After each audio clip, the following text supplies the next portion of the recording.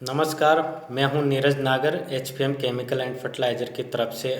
आज आपको जो एचपीएम केमिकल एंड फर्टिलाइज़र ने इस समाधान केंद्र के माध्यम से किसानों को सभी फसलों की जानकारी देने का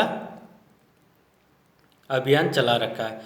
इसी अभियान के दौरान में आपको इस समाधान केंद्र के माध्यम से उड़द की फसल के बारे में आज गहन जानकारी देना चाहता हूँ। उड़द की फसल एक दलहनी फसल है।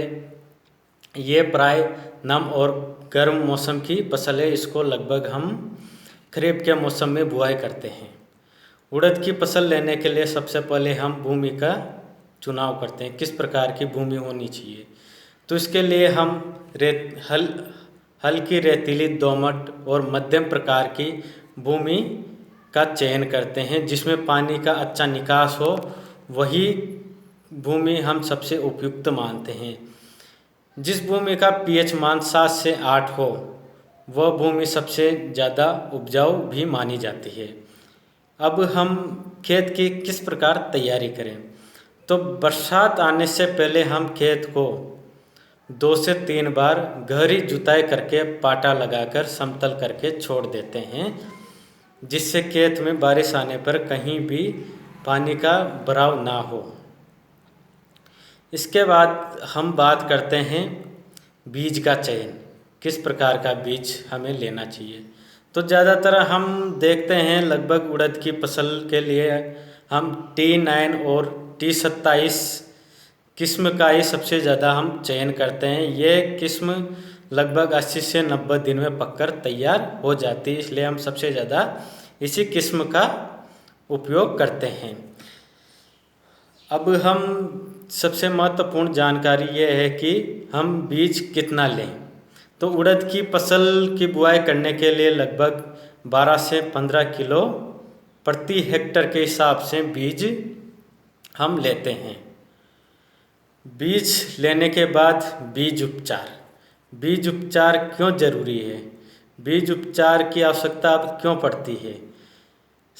सबसे ज़्यादा हम देखते हैं कि बीज की बुआई करने के बाद बहुत सी बार बरसात आ जाती है तो बीज नहीं उग पाता, बीज में सड़ान हो जाती है, कभी कभार उग जाता है तो बाद में उसमें रोग आ जाते हैं। इन सब से हम छुटकारा पाने के लिए बीज उपचार करते हैं। बीज उपचार करने के लिए सबसे बढ़िया फॉर्मूला है FIR, F fungicide, I insecticide, R rhizobium. यह फंगिसाइड के रूप में हमारे पास है सबसे बढ़िया और सबसे उपयुक्त प्रोडक्ट एचपीएम कंपनी का स्टफ। इसके अंदर कार्बन डाइजेम मैनकोजेब नामक टेक्निकल आता है। उड़द की फसल में हम 1 किलो बीज में लगभग 4 से 5 ग्राम स्टफ को अच्छे से मिलाकर रख देते हैं।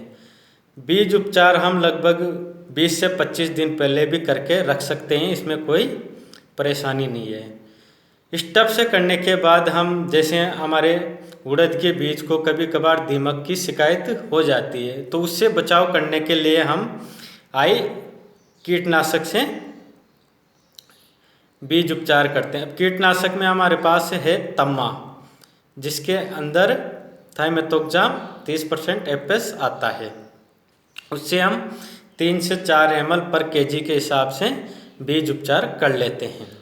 बीज उपचार करने के बाद अब उड़द की बुआई किस समय करनी चाहिए, तो उड़द की बुआई करने के लिए जून के अंतिम सप्ताह में लगभग पर्याप्त मात्रा में वर्षा होने पर ही बुआई करें। बुआई करते समय कुछ महत्वपूर्ण बातें ध्यान में रखनी चाहिए। इसके लिए सबसे महत्वपूर्ण जो जरूरी बातें हैं वह है कतार।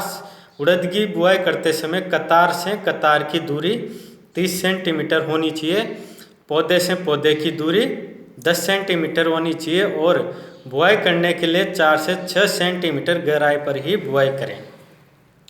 बुआई करने के बाद हम देखते हैं 10 से 15 दिन की उड़द की फसल होने पर खेत में बहुत सारे खरपतवार उग जाते हैं।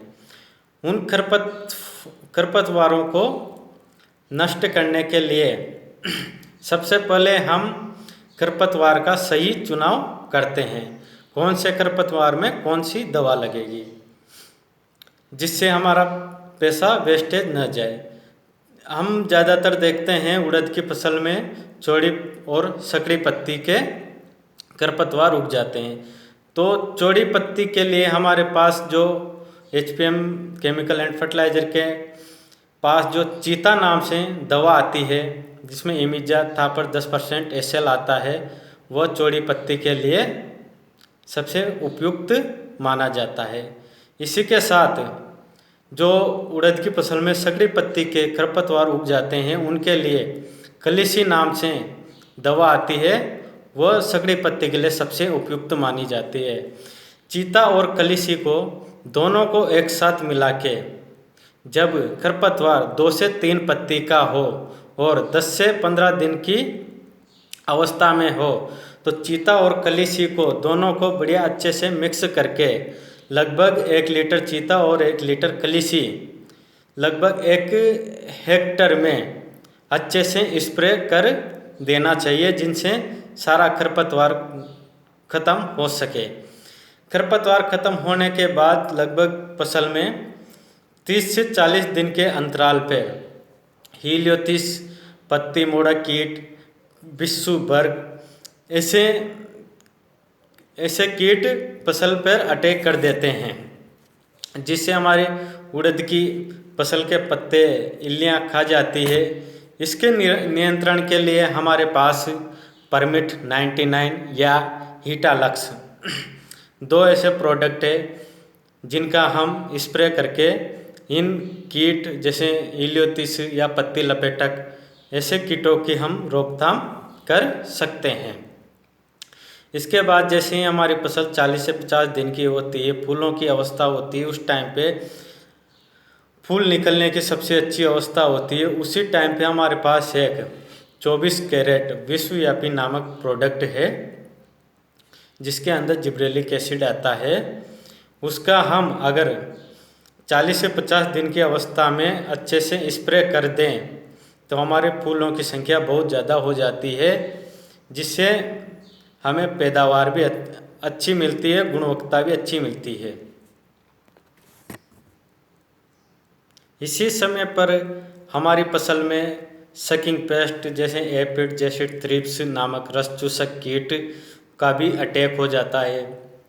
इन कीटों की रोकथाम के लिए हमारे पास 7 स्टार हाईमिडा 250 ml पर हेक्टर के हिसाब से स्प्रे करने से इन कीटों पर सकिंग पेस्ट पर हम कंट्रोल कर सकते हैं। हमारी उड़द की फसल में सबसे ज़्यादा नुकसान होता है वह है सफ़ेद मक्खी। सफ़ेद मक्खी से हमारी उड़द की फसल में एक एलोमोजिक वायरस नामक बीमारी आती है। सफ़ेद मक्खी एक पौधे से उड़कर दूसरे पौधे में उस बीमारी को ट्रांसमिट कर देते हैं, जिससे लगभग हमारे एक पौधे से दूसरे पौधे में वो बीमारी चली जाती है। तो सबसे पहले हम सफ़ेद मक्खी के कंट्रोल के लिए हमारे पास है बादशाह नाम की दवा, जिसको लगभग हम 250 ग्राम पर हेक्टर के हिसाब से स्प्रे करते हैं। इसके बाद जैसे ही हमारी फसल लगभग 55 से 70 दिन की हो जाए, उस टाइम पे इसमें अच्छी फलियां बनती है। उसी समय एक फली छेदक इल्ली का अटैक होता है। उस इल्ली का कंट्रोल करने के लिए हमारे पास एक्सपर्ट नाम की दवा है, जो लगभग 250 ग्राम पर हेक्टर के हिसाब से हम इसका स्प्रे करते हैं, तो इस फली छेदक कीट पर हम नियंत्रण पा लेते हैं। इसके बाद जैसे ही हम देखते हैं लगभग 80 से 90 दिन की फसल में फलियां काली पड़ जाती है, उस टाइम पे हम फसल को काट लेते हैं और थ्रेशिंग कर लेते हैं। लगभग हम देखते हैं हमारी उड़द की फसल में लगभग 15 से 20 क्विंटल प्रति हेक्टर की दर से हम उपज प्राप्त करते हैं। तो जैसा कि मैंने आपको उड़द की फसल के बारे में आज बताया, मैं आपसे आपके द्वारा कमेंट प्राप्त करना चाहता हूं। अगर कुछ आपको समझ में नहीं आया हो तो वह दोबारा मुझसे पूछ सकते हैं। जय किसान जय जवान।